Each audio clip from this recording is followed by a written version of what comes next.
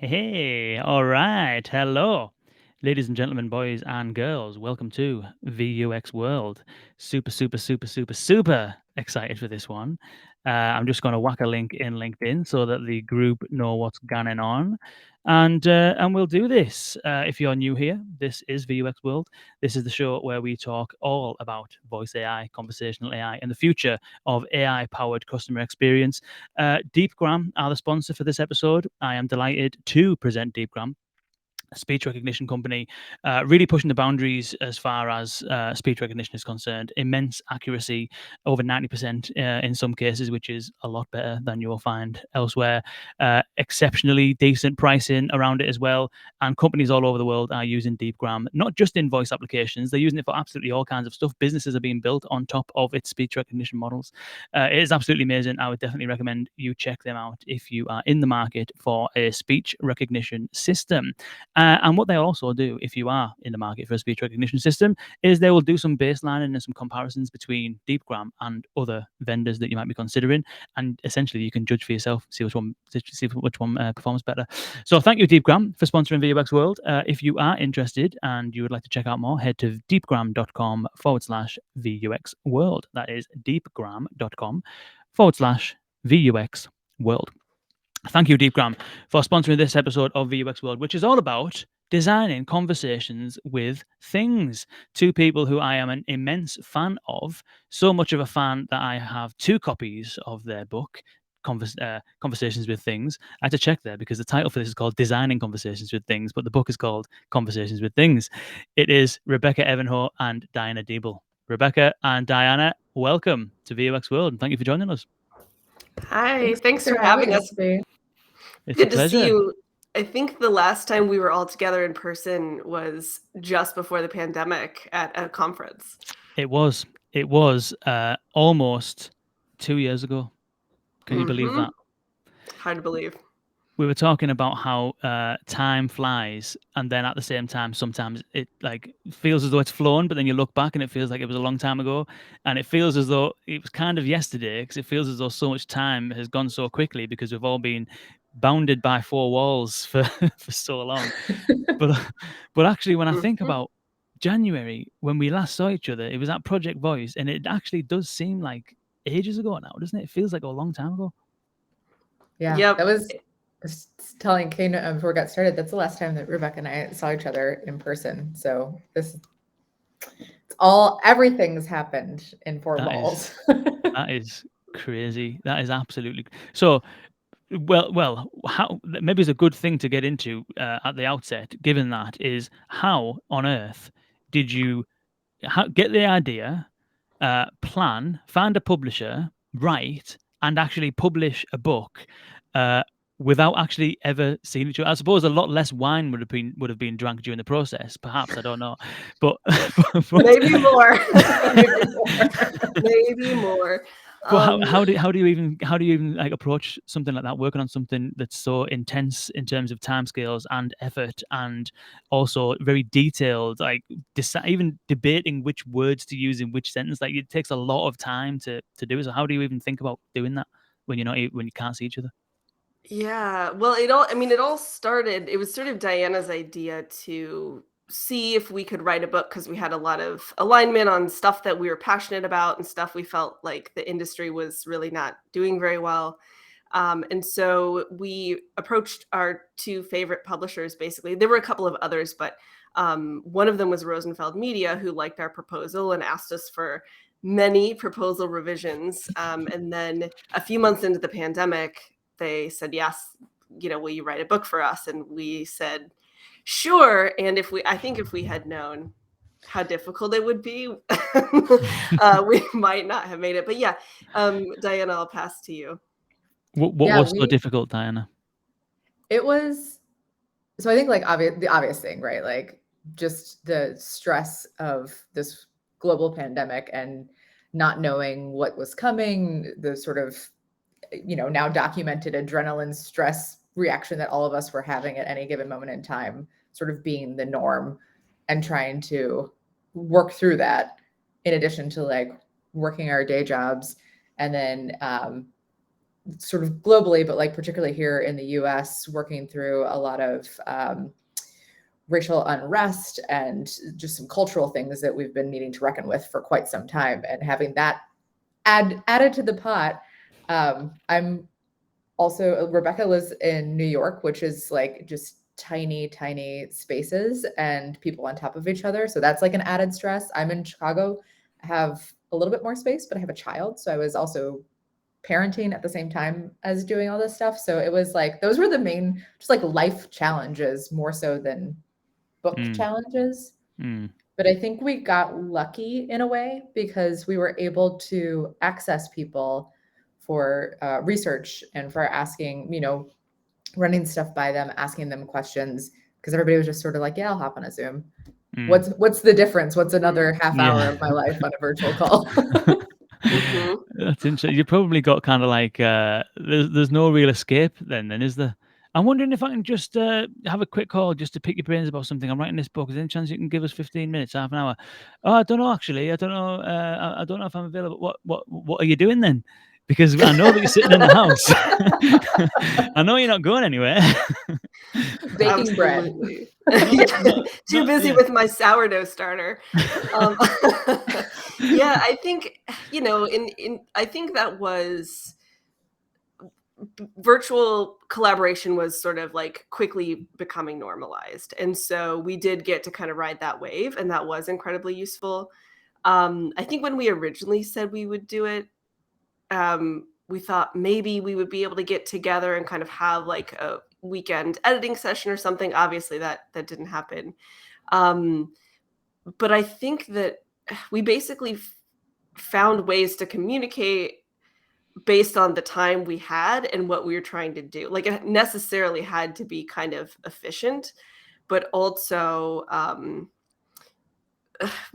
like, this is a book and the stakes are pretty high, and we wanted everything to be right, and we wanted everything to be accurate, and we wanted to represent stuff the way that we wanted it to. So, I mean, we were commenting in Google Docs, we were texting, we were having Zoom calls, kind of in pockets wherever we could. And, I was saying to someone recently, the book we're super happy with it. The reception's been fantastic, but it didn't get very good until the very end.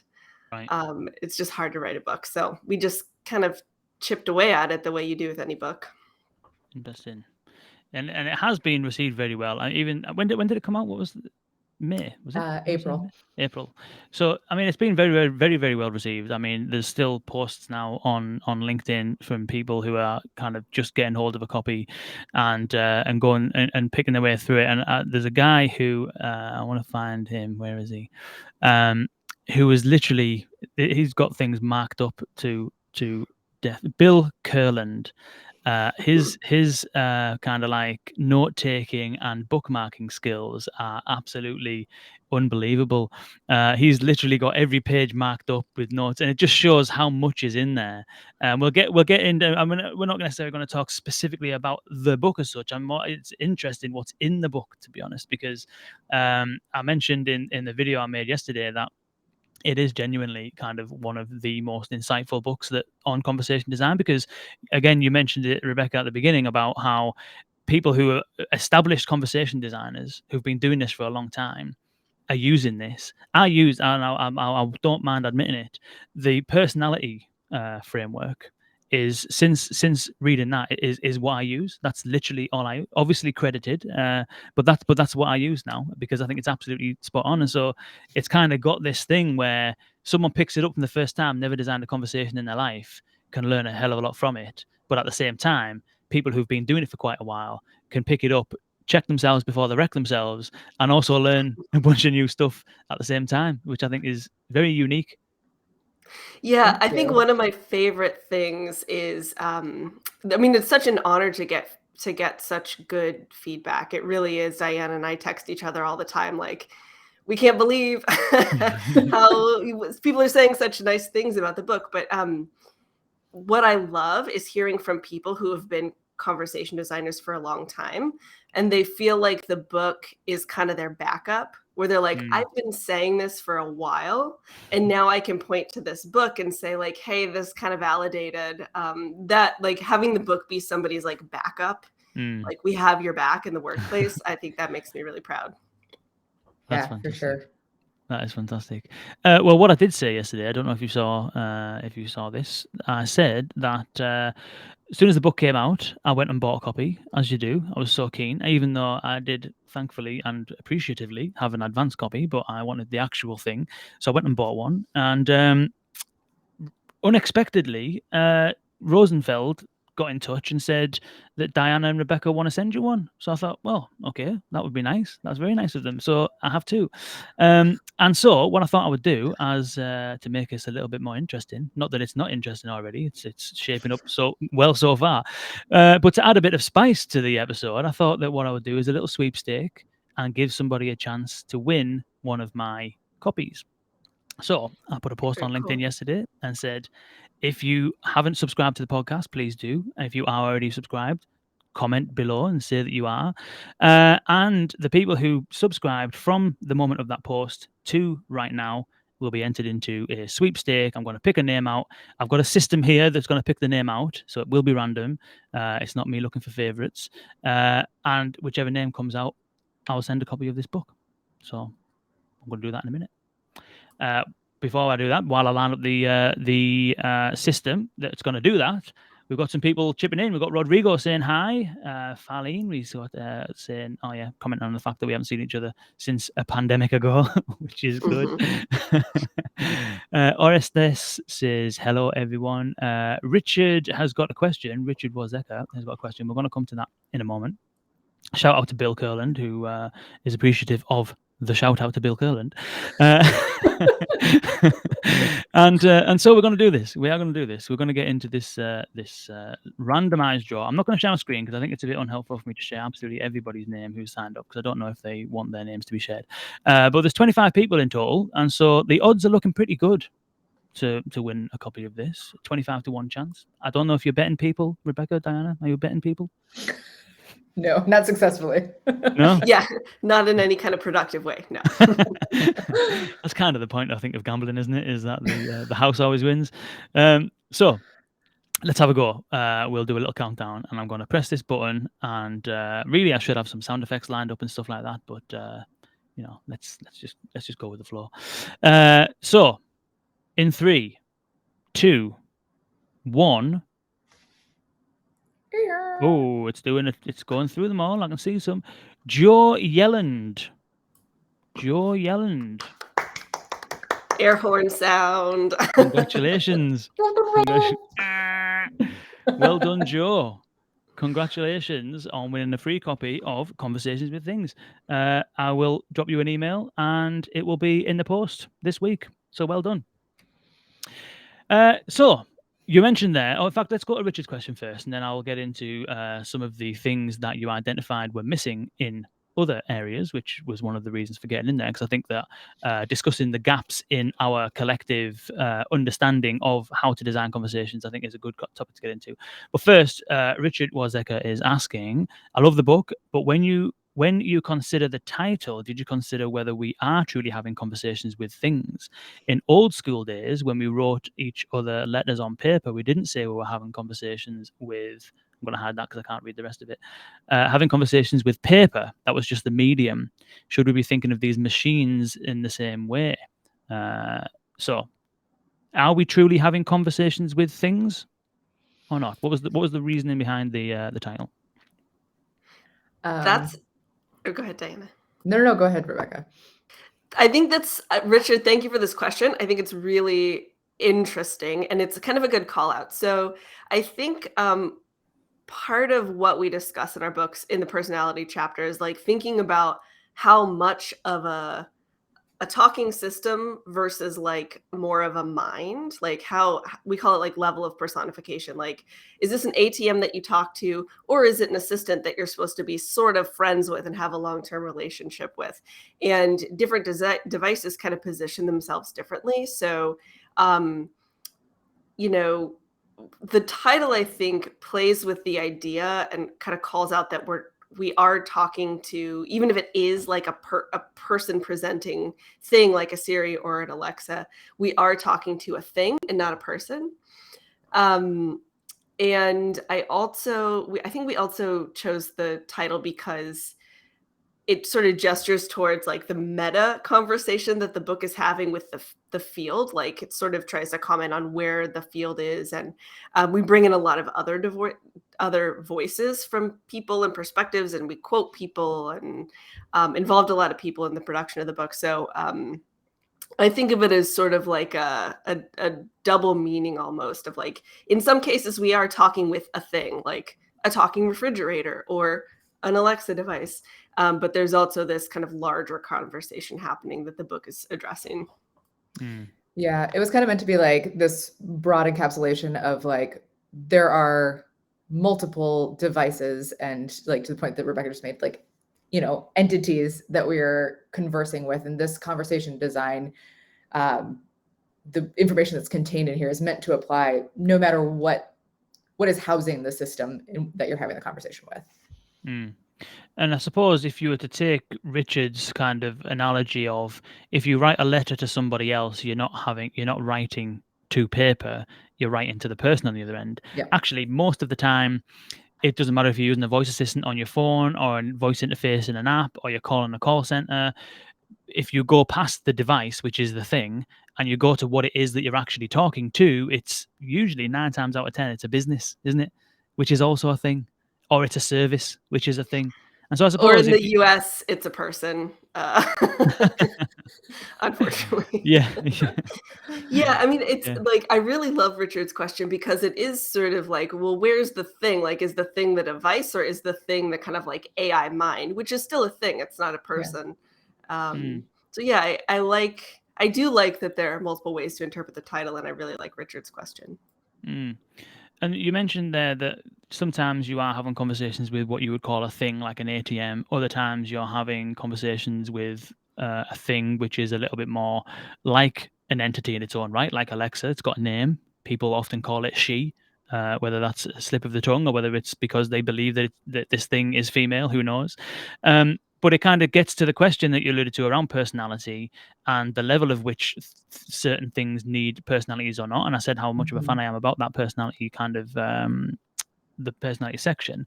And I remember a while back, somebody asked me the question about how do you approach designing a personality for an Alexa skill?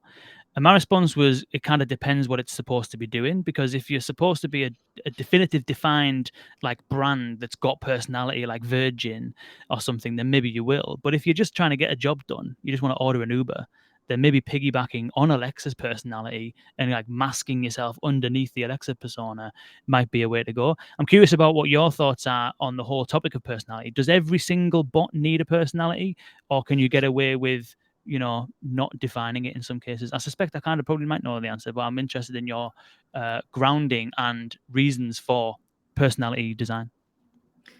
You've kind of touched on some two interesting things in there, which was like the idea of relational versus transactional bots. So like, what's the job to be done here? How much of a personality is necessary for the person to get the expected result or have a good experience? And then this other like piece that Rebecca and I debate hotly, which is the influence of the marketing brand on the personality. And I think like overall, you have to define the personality or the lack of personality, so that when you're designing, it's very clear the intent and the choices that are being made from a design perspective, so that it all lines up together. Otherwise, it's kind of this mishmash. It becomes confusing for the user. And we all know that people anthropomorphize everything. So they're going to project something onto this. So it's better to be kind of in control of that. But the extent to which you lay on the personality really kind of comes back to what you were saying, Kane. Like, do I just need to like get money out of the ATM? I don't need a personality for that. I need the money out of the ATM. That's it. And if you're trying to like work through some therapy stuff, well, then a personality might actually be much more helpful. If it's a coach or something like that, then there's a personality that could potentially be quite useful in that scenario.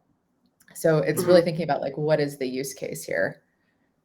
Rebecca, would you add anything? Yeah. Yeah, I think so. I like Jonathan Bloom's tweet that we include in that chapter. That's like people think of personality as like they kind of conflate it with like charisma and spunk and energy. When actually, like, if you're doing something transactional, it's gonna have a personality. People will like perceive a personality. It's just gonna be boring, straightforward, professional. So I think one of our big undercurrents in that chapter is like y'all need to cool it. Not everything needs to be, have the energy of a circus clown. Like we can dial it back a little bit, especially if it is transactional. So that was one of our big things we wished to impress on our readers. Yeah, that makes sense. That does make sense. I think that there is a kind of, I think probably a while back, this sort of like assumption, I suppose, that everyone wants to have small talk. Whereas I think actually what's really transpired is that that's not. I think it's kind of wore off now, isn't it? Really, you know. Maybe the odd "are you really a bot or are you a human" thing potentially, but I think that, would you say that end users of chat applications, voice assistants, would you say that they've matured in terms of their understanding of it, and there's less kind of like less need for that kind of like small talk stuff, or not? Where do you kind of include small talk and where do you not? I think we see more desire for small talk when the basics have been successful. So like if you can rely on that ATM to spit you out the cash when you ask for it and you can like get it done really quickly, then we see people start to like experiment a little bit more with, different tasks they could accomplish, which inevitably sort of like peters into like, ooh, does this ATM know jokes? Like I'm sitting here waiting for the cash. Maybe I'll just ask. Or I wonder like, what else where's it from? Maybe it has that kind of a program in there, but it's not something that people are typically searching for or trying to investigate more deeply off the top, especially if they can't, get through the very basic tasks that they're trying to accomplish. Mm. You mentioned that there's a good piece around kind of like multimodal and all that kind of stuff, and the ATM example has been used a couple of times here. Is there anything that is very specifically different about designing a voice interface for something like an ATM machine, which has got buttons, it exists in the real world, it's not part of our like current understanding of what voice devices are, voice enabled devices? Like, we all know that phones, smart speakers, those are where we expect it to be. Inevitably, we're likely to see it in other places like ATMs, maybe, ticket machines in train stations, stuff like that. Is there anything specific that stands out from a design perspective when designing for something that is either out there in the real world or has some kind of multimodal kind of like nature to it? Rebecca, I don't know if you want to kick off on that one. Yeah, that's a great question. I think with multimodal stuff, one of the big things that I always want to impress on people, no matter what, is that you can't assume everybody's going to use the same senses the same way. So some people might realize they can tap and just stop using voice and tapping the screen. Some people are going to keep using their voice the whole time, even if they're looking at the screen and they see buttons. So accounting for that flexibility is a big multimodal kind of flag that we like to wave. Mm-hmm. In terms of like specific examples in the world, I don't know if I have a good one off the top of my head. Diana, do you have any stuff to throw in? I worked on a multimodal game that relied really heavily on visuals. And the thing that really stuck out there is realizing the extent to which we could guide people with their utterances using elements on the screen. So I think the big challenge with multimodal stuff is thinking through every available combination of those senses to help people have a successful interaction. Mm. Yeah, the Google Hub actually does, if you just do their onboarding, like that's a really good example of multimodal design because it's doing the exact thing that Rebecca talked about, like the voice prompt so that you can have a conversation, or you can just like tap through and it's more of like somebody kind of walking you through it. And you can just do the tapping, you can interact back and forth, you can sometimes talk, sometimes use tapping. Same thing, I have the Google Assistant on my phone, and similar like with searches and trying to go deeper into, okay, find a restaurant near me. Well, which one has Chinese food? And like, you can continue to search just with your voice, or you can start to scroll and tap. And either way, it's working successfully, but it's allowing the user to access the information sort of in whatever way they want to, and following their lead. It's interesting because at what point does conversation design become, I know that when we talk about conversation design, you would, if you were kind of like going to draw a diagram, you would have like user experience design likely as the umbrella that sits over the top. Conversation design arguably is like a subset of user experience design. You might have like more graphical UI design being like a subset as well. You probably throw like user research and stuff like that in there, but like conversation design is almost like a piece of it. And then as you were talking here around kind of like the multimodal side of things, I know that it's just inevitable, isn't it, that phones, smart displays, machines and computers out in the real world, inevitably there is going to be, yes, some voice only interfaces, but inevitably there are going to be other interfaces that do require, or not require, but have flexibility around how you use them. You could use your voice, you can tap, you can swipe. At what point does conversation design become UI design?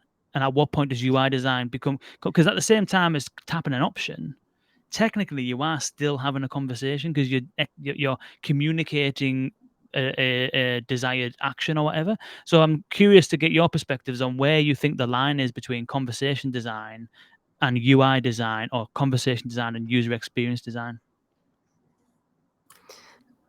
I think that's a $1 million question. So, essentially what we're really talking about is like a large umbrella of interaction design, of which, there's like an Olympic rings Venn diagram of the different roles in the different fields. So, I would say that, I'll use myself. I'll use the lens, my own lens as an employee.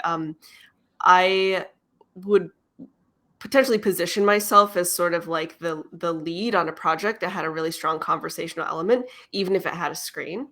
So I am good at thinking about the interplay between inputs and outputs and user behavior, and when they might use voice and when they might use pointing. So I'm really good at understanding user behavior when they're interacting with screens, when voice is a combination. So I could be good at identifying some of the requirements for the screen, for example.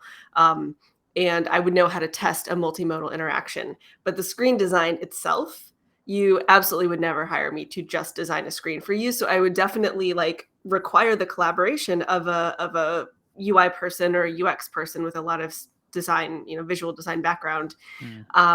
And we would work pretty closely together to combine our different knowledge forces to come up with something that I think always is that's sort of what's happening in the field. Like, people have different percentages of the skill sets, and so you might show up with high on this one, medium on this one, low on this one, and then you work with people whose skill sets complement yours. That's something that we actually harp on a lot in the book, is this is such a multidisciplinary field. And to get any product to market, you have to have other people weighing in. And I think particularly when it's multimodal, to me, the line between what's like a conversation design project and what's a UI or like a screen design project is really like the driving factor of how do we expect that people are going to primarily interact with this, and what's the supplement to it? Because then, to Rebecca's point, do you need a conversation design lead who's strategically thinking about how this gets wrapped up into a conversation, or do you need a screen design lead and have an expert for either one of those things supporting that person on the team? Because you're going to need both if you're trying to create this multimodal experience, but the couching of how that is anticipated to play out, how users are actually going to primarily interact with it, is usually the driving factor for how that gets structured and how we think of that as a project. Interesting. That reminds me a little bit of how website design. I'd be curious to get your thoughts on whether you see this kind of thing transpiring. So with web design, it used to be that you would have a website, you would define the information architecture, the menu you're going to use, how you're going to organize information. You'd then obviously design it and what have you. And then, like in the early days, that was kind of your lot. You had a website, HTML, you had a menu, you can click on the menu, and that's how you get around. There's hyperlinks in the pages, you can use those if you want, but that was kind of it. And then Google and search came around and trained everyone that you can search actually if you want, and you can get some pretty decent results rather than having to mess around. And then websites started incorporating search. And then over the years, and I did a lot of work in government digital transformation, and this debate was happening a lot and researched quite a lot, which is how do you approach website navigation? In the same way, Diana, as you were saying there, it depends on what you think the primary interface is going to be for a use case. For many years, it was thought that the primary way of navigating a website was just clicking through menus. And some people will search if they want to, which I see as a little bit of like a screen first, like not voice forward, but like voice, I suppose voice forward. Screen first and foremost, voices over the top, being the equivalent of having a website with a search bar. And then what happened is search got actually pretty good. And a lot of websites took the approach where they took the search bar from the top in the header, and they basically just turned the homepage into a search box. So then search did become the primary way of navigating websites. Do you think that we'll see that with voice and conversation, and that now maybe with something like a website or an app, possibly it's an add-on and a secondary interface? Do you see a world over time where that starts to, like search did with the web, become a more dominant and primary interface? That's a good question. Yeah. I think so I just think about like what is the utility of the website and where are people accessing this? So we've seen that like even just from a screen design place, we've gone mobile first on things because people are accessing it on their phone. They're looking at things outside in the world. And so to me, that question is more about like, well, where are people? There are just things that you do on a website that you don't tend to do with voice, or you don't want a conversation about. You just kind of want to, find your form or whatever it is. So if the job itself can be more conversational, or people are like looking to have, rather than, let's use the form example, rather than filling out a form on a web page, I would rather have a conversation with somebody. Then yeah, I think like that shifts. If it's more about like, I want to read paragraphs of information, I'm doing a research paper or something, that's probably less useful for me to try to transition the way that I'm accessing that. I probably still then want to sit down at a desktop and read information as opposed to moving around or having something read to me or interacting with it in some way. I'm throwing these out there because I don't know that's actually the case, but yeah, what I meant though is so I wasn't trying to kind of say a website is one thing, and more an increased usage of voice and conversational AI on websites is one thing. But it's in general, like you could apply the same thing to a TV, where a TV for decades the primary interface has been pushing buttons and scrolling, and then there's a voice capability, which is the equivalent, if you think about it, of as having a search box in the top corner of the website. Whereas over time it becomes the full main page, which is like the voice interface being the predominant way of accessing TV content. So in terms of like websites is one thing, but generally how we access technology, the internet, deal with the world around us, do you think that the voice component, the conversational component, will become the dominant, I suppose, interface? I suppose. What are your thoughts, Rebecca? Woo! I I have so many. I feel like we're creating the premise for a dissertation here. So when I think about this question, I think that people will rely on voice more and more over time if it works well. What's problematic about like the concept of like essentially if all your assistant says is what can I help you with? It essentially is a search bar. It's not giving you any indicators of how much content is in there. What can you do? It's not giving you any guidance. So if it truly can answer effectively most of those questions, then sure, like just being kind of like this general, seemingly omniscient interaction, that can work. But I think that what's happening and why a lot of these experiences are not working well is that they're pretending to be omniscient, and they're not giving any people a sense of like what they can and can't ask about. Onboarding is usually not very developed, things like that. And so you have a lot of bots masquerading out there, whether it's voice or chat, as omniscient, when actually they have a very finite set of things they can do.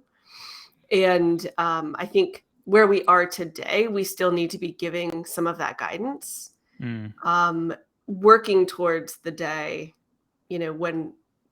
when we know how to make assistants function really well and give really accurate responses. And then the other plug that I'll make is everything that I said, like making a bot really very accurate. A lot of people are leaving out kind of this like information architecture piece. And in early websites, that information architecture was literally visible in menu hierarchies. And I think people transitioning to voice, it becomes invisible and they go, well, we don't need that anymore. But actually, we need it more than ever. We need to be using like good information architecture practices on intents and utterances, on tagging systems that we're using, on the content itself. Interesting. Yeah, it's a crazy sort of times, because there's been a lot of. Have you come across the open dialogue or not? Have you come across open dialogue? I know of it. I haven't used it. I've seen it with the what's that video game? The CPT-3 or GPT-3. Yes. Yeah. So open dialogue basically. So it's a design tool, and a lot of the way that it approaches the conversation design has that kind of information architecture led kind of approach, not necessarily from like flows, but more from like describing scenes and conversations that happen within scenes and turns that happen within it. It's quite a different way of kind of modeling it, which is quite interesting. So if people tune in, I would definitely recommend checking out the podcast we did with Ronald Ashby from Open Dialogue. It's definitely worth a shout. So you mentioned there that earlier on we were talking about people who are designers, conversation designers, picking the book up, getting a lot of value from it. People who are wanting and aspiring conversation designers getting some value from it. What do you think? I mean, has it been? I'm assuming it's not just the conversation design community, though. I'm assuming it's like who else has been reading it? Like UX designers, I'm assuming, like things like that. Broadly speaking, who are you finding is getting sort of like value from the content that's in there? I think we've had, I know we've had developers and UX designers reach out to us in addition to conversation designers. Rebecca, anybody, like big buckets of people? Yeah, we've seen lots of general UX folks, lots of business analysts. I think the book is kind of helpful for if you're like a product manager for conversational stuff, but you have worked primarily on other forms of technology.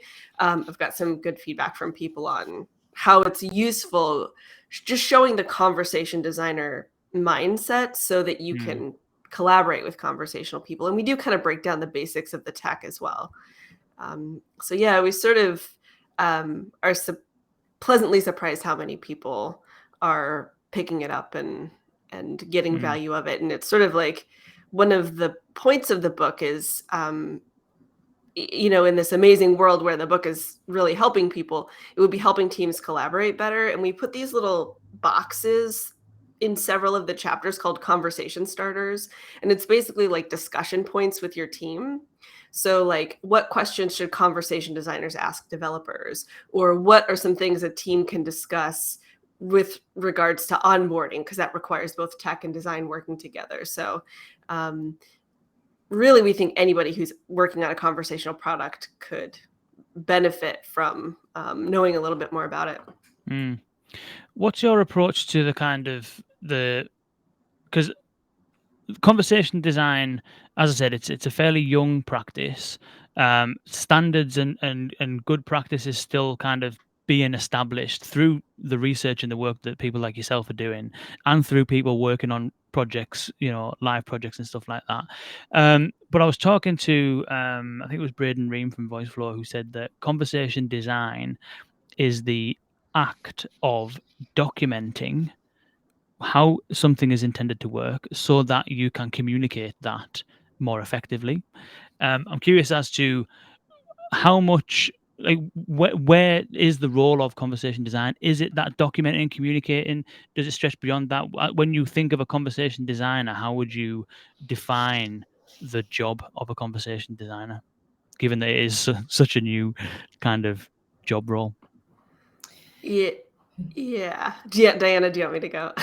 Yeah, go ahead.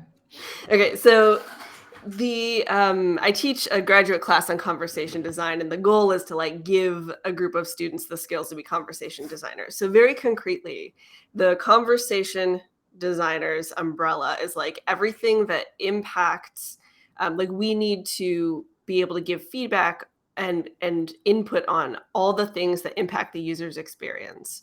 And those things are the personality, how the prompts are written, and that encompasses lots and lots of things, everything from how you word a question to the tone. You need to be able to understand and contribute to intent architecture, or the information architecture in general if you're using a system that doesn't use intents.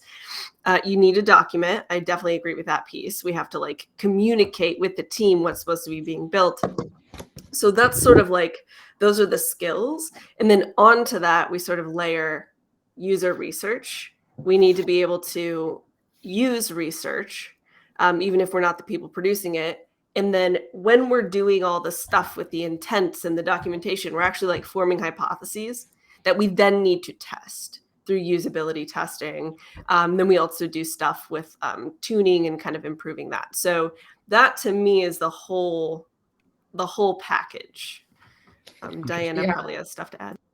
Like the biggest focal points are really like where the conversation designer is like doing the work, is really doing things like ideating and scripting and designing, like if flows are what you're using, designing the flows, prototyping. Like that's really where you lean on the conversation designer. But as Rebecca mentioned, there's like all this other stuff around there where the conversation designer needs to be involved in like that, everything after that in the building phase and launching it, and everything before that in planning and researching and scoping, because otherwise you're sort of siloing somebody, throwing them like a piece of paper saying, here, design this thing, that they don't know why they're designing it.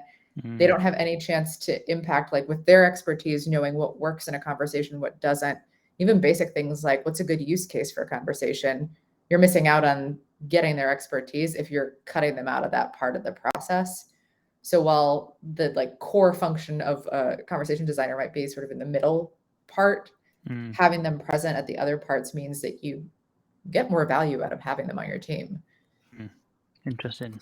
A good thing that you kind of touched on is the concept of on the practice of research. And I can't remember where I read it now, but it was something to do with basically saying that if a conversation designer doesn't have research, then essentially you're trying to create a conversation with somebody else, but only having one person present.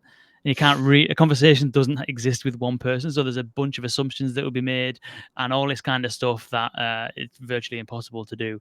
And so everything that happens does need to be researched, tested, refined and stuff like that. And we've got a question here around going back to the question of personality, because this is actually something that is fairly difficult to actually test. Consistent perception of a personality that scales is quite a difficult thing. And then when you start adding things like avatars into the situation, we've spoke about multimodal design, we haven't touched on avatars. And so Deidre Jones is asking a question about avatars and bot personality. 60 Minutes just had a segment about deep fakes, and they featured a company called Synthesia. Synthesia are actually doing some very interesting work in the avatar space. It's definitely check them out if you haven't seen them. That makes chatbots with avatars. Do you have any thoughts about personality design when it comes to avatars? It's broke off, so I'll read the rest. Your book mentions the potential for bias and uncanny valley situations as drawbacks. will bots with avatars become the norm? And is there anything in particular that you need to consider when you're designing for a bot that has a face and a body and an avatar and things like that? Diana, let's think go. Oh, go on, Rebecca. my first response is always, what about having an avatar is going to benefit the user? It might benefit the user. It might be the case that there is some, like, the trust is better, and that's not true in every case, but there needs to be a reason to have an avatar, because it can detract from the experience. And this is part of what a conversation designer is weighing. Like, okay, we have all these tools at our disposal. We need to design a personality. Someone in the chat was sort of pointing out, like, even data from Star Trek. This is such a great thing that they brought up. So thank you for the person who brought that up. But even data from Star Trek is supposed to, like, not have a personality, but in fact he does. So we have these tools like personality and using avatars, and we're just deciding, like, which of these things is going to help the user accomplish their goal or feel the way that we intend them to feel. I do have a lot of concerns about using, especially like hyper realistic avatars or deep fakes. I think that's definitely like a red flag issue. But when we're talking about, you're making a banking chatbot, whether you use an avatar that looks like a person or whether you use an avatar that's more like the business logo, even something like that will have an impact on user expectations. Yeah, I think, like, when we think about like where this is happening more and more, it's a lot of like AR, VR. It's a lot of video games where avatars and voice interactions are happening in a way that sort of like makes sense. It's outside of like this typical, which I think it's pretty straightforward, at least to Rebecca and me, I think, on when we're looking at avatars, not trying to fool anybody. So if you have like a chat situation, then putting the logo there as opposed to putting a person. But then when you get into these situations where it's more like entertainment based, or like, there's a different reason to have an avatar there. Maybe it's like to read the facial expression and get a different form of communication or a nuance that you wouldn't get otherwise. We've seen things with like conversations and bots with kids with autism and helping them try to like read different expressions and what comes with what. I have not done a ton of research on that, so I don't know if that's actually a good idea or not, but I know that that exists. And that's certainly like a place to think about, okay, to Rebecca's point, maybe there is an actual good reason for us to use, there's information we're getting from that avatar that we wouldn't get otherwise that's very helpful or necessary in that specific use case. But 9 times out of 10, if you're just using like a chatbot, you don't need to have facial expressions. There's nothing that you're missing out on, because those again kind of goes back to that relational versus transactional. What is the history that your user is going to have with this bot? What is the need that they have to get something done here? And the majority of the time in those situations where you have graphics, you have visuals like an avatar, it's something that's pretty straightforward and transactional, and it's not really necessary. So continuing to sort of like back yourselves out of the detail questions and ask those bigger picture questions can help define that for the team. Interesting. I suppose where it starts getting mandatory is if you have something like a robot, like what Jibo was, or like Moxie. I don't know if you've seen. Yeah, I know. I don't know if you've seen Moxie. We've got the people from Moxie on in either late this year or in the new year, which looks pretty cool.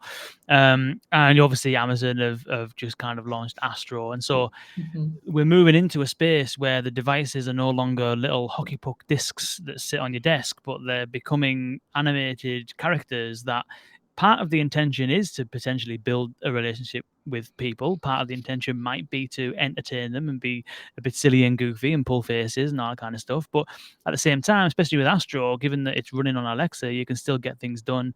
You still might rely on it for certain things like turning your lights on, heating on blinds, that kind of stuff.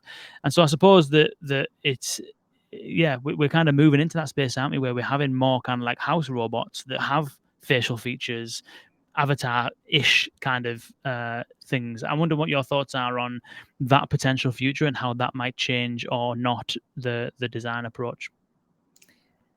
I think the robot thing is super interesting because there's what you're bringing up, Kane, are like non-humanoid robots. And so it's back to that idea of like anthropomorphizing everything. And in that instance, like there is information that we're getting from a non-humanoid robot that is useful to have some sort of like gesture, or like a tail wag for Astro, or something that like a behavior that you don't get information if it's just speaking. Where I think there's this weird line. I was just speaking with somebody the other day who creates robots, and they had some interesting statements around the perception of the robots and like how they should be beautiful. And I think like as soon as we start to get into this idea of forming robots to look a certain way, there's all this like bias and potential harm that's being injected into there. And we have to be so thoughtful and so intentional about why we're making choices. Like in that example of beautiful, why does the robot need to be beautiful? Beautiful by whose standards? Like what is to be gained by presenting a robot in a certain way, no matter what that way is? And so like that's where I think like we're jumping in there too far too fast.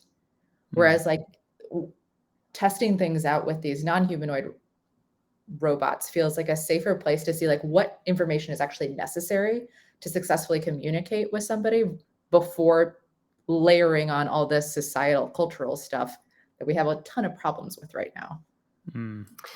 Yeah, and I'll add to all of that. So I can't remember who said this the other day. I was talking with someone and they were saying how, I mean, like we want, like Jibo or Astro to be cute, and they're cute, and so they test well, but they test well potentially because they're like hijacking our care response.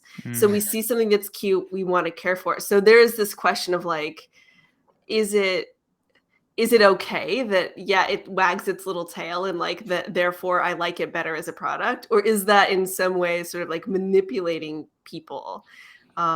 This is why I love this field, is because like you start talking about a concrete question, then all of a sudden you're like in PhD graduate school territory of like, well, what is it? And we're seeing such interesting stuff in the chat about like what language is inherently human, or is it, and what happens when you extract language from a member of the human species. And it's just like it's a fun field to dig into this stuff. I was trying to overlay some of the chat there, but apparently it only does it with new things coming through. So if everyone can just say everything that they've been saying throughout the whole conversation, then that'll be good. Say it all again. So I was on the and I do appreciate this conversation, by the way, in the chat. It's just that it's not always possible for me to track the conversation and also listen to what's being said. So apologies if I've missed some bits. I need a producer, I think, is the upshot of this. But I was on the Bolto podcast with Mark Bernstein talking about reimagining the contact center, it's called. So check it out if you're in that customer service space. And he described this as the single most important question that we might face in our lifetime, which seems like a big statement, but you referred there, Rebecca, to a cute little dog that people feel affectionate towards because it hijacks the caregiving emotional state that we have deep rooted in the back of our brains that we can't turn off.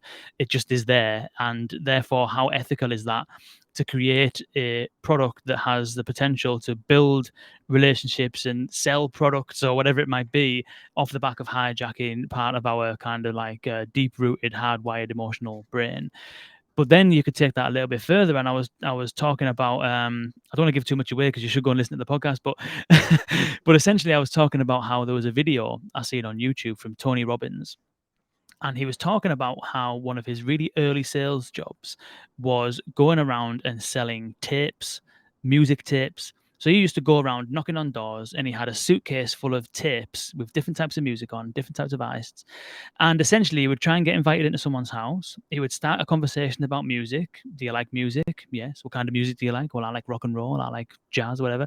And then he would, as they were talking about music, he would kind of show them tapes that corresponded to their type of music. So he's kind of like showing that he understands them and the product is already in line with what they like. And then he started like drawing up things around like just little things like wouldn't it be no, he was drawing problems to highlighting problems with vinyl. It scratches and it's all ruined. You'll lose it for life and your music's ruined. And all of a sudden he gets to kind of the end bit and he's kind of selling this like suitcase full of music, saying if you subscribe to our service you can get as many tapes as you want. If they break, which they don't, but if they do, we'll send you more. And do you want to buy some? And basically they kind of got to the end of all of this stuff and they said no, I don't have a tape player. And so he said, all right, so you're telling me that the only reason you're not buying is because you don't have a tape player? And I'm like, yeah. He says, you promised me that that's the only objection. And you think I'm a nice guy. You think I'm doing a good job. And yeah, you're a nice guy. You're doing a great job. And the only reason that you're not buying it is because you don't have a tape player. Yeah, that's right. So then he'd pull a tape player out and he'd say, well, that's part of the deal is that when you subscribe, everybody gets a free tape player. Now will you sign? And so I've done a butchered job of explaining it, but basically what he was doing is during the course of the conversation, he was teasing out everybody's objections until he got to the very, very, very last objection, the deal-breaking objection.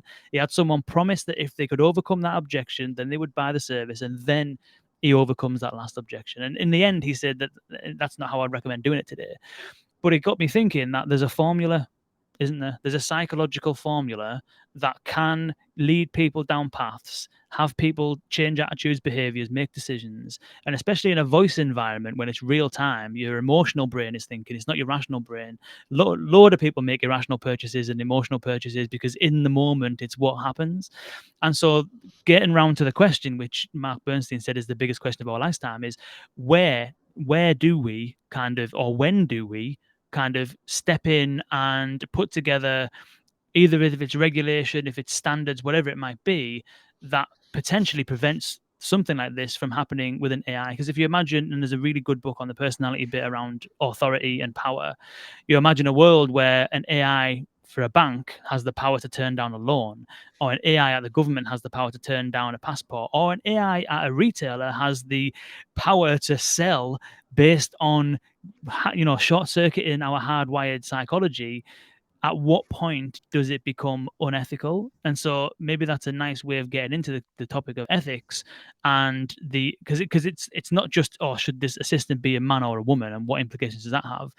We're talking far, far bigger and broader reaching than that. And so I'm wondering whether I can get your thoughts on that one last time. I know we've got to shoot, but we'll one last question if that's cool. This is fascinating because the UN actually just put, I don't know if you all saw this, but they, about a week or two ago, put out a report that called for a moratorium on AI until basically we can get our shit together.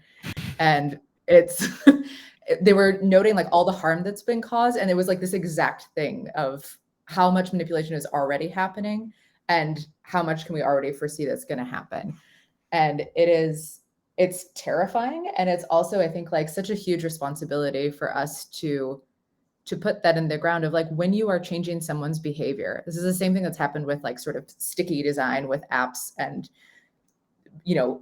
we already saw stuff with Instagram and other places where this has happened in a corollary industry. And when you're changing someone's behavior, when you're changing their emotional outset, that is dangerous territory. That is where you should stop, because you are impacting them on a level that is not conscious, that is not actively their consent or their choice. And that's not ethical. I don't think that's like controversial to say that. Rebecca? I think that's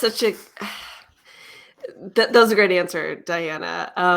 I think for me, and I have a lot of learning and deepening to do in my own thinking on this, but like when you were describing that situation where the guy with the tapes, who is someone I would never want to talk to at a party ever, I can smell a guy like that a mile away.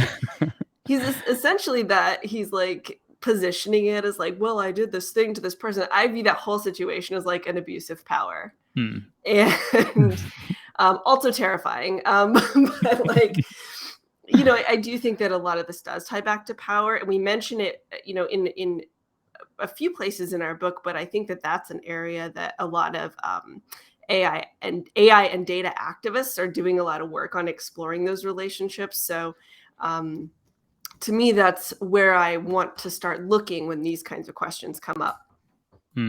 Interesting. Well, this has been an absolute pleasure. I know there's some questions there that we haven't managed to get to, and apologies, everyone. Perhaps if we have time, we can go back through the comments and we can pick up some answers, potentially. Congratulations to Joe Yelland for winning a free copy of Conversations with Things, and thank you, Rebecca and Diana, for joining us. This has been an absolutely immense conversation. I feel like it could have went for a week, and let's not leave it another pandemic next time before we do this again. Absolutely. Thanks Thank so you, much, Kane. It goes without saying that obviously I'll put the links to the book in the show notes and on the website, etc., etc. If you don't have it, I would recommend you pick up a copy because it is absolutely amazing. Thank you all for joining in. Thank you all for tuning in. Thank you for joining me, Rebecca and Diana. And until next week, Thursday, Wednesday. I think it's probably Wednesday. I always do this. I always forget who's coming up. Actually, next week on Thursday, we've got Serence and Harmon joining us to talk about their partnership that is bringing voice-enabled apps to cars all over the world. That's going to be fantastic. So do join us then. Thank you both for joining us. Thank you all for tuning in, and we'll see you next week. Thanks.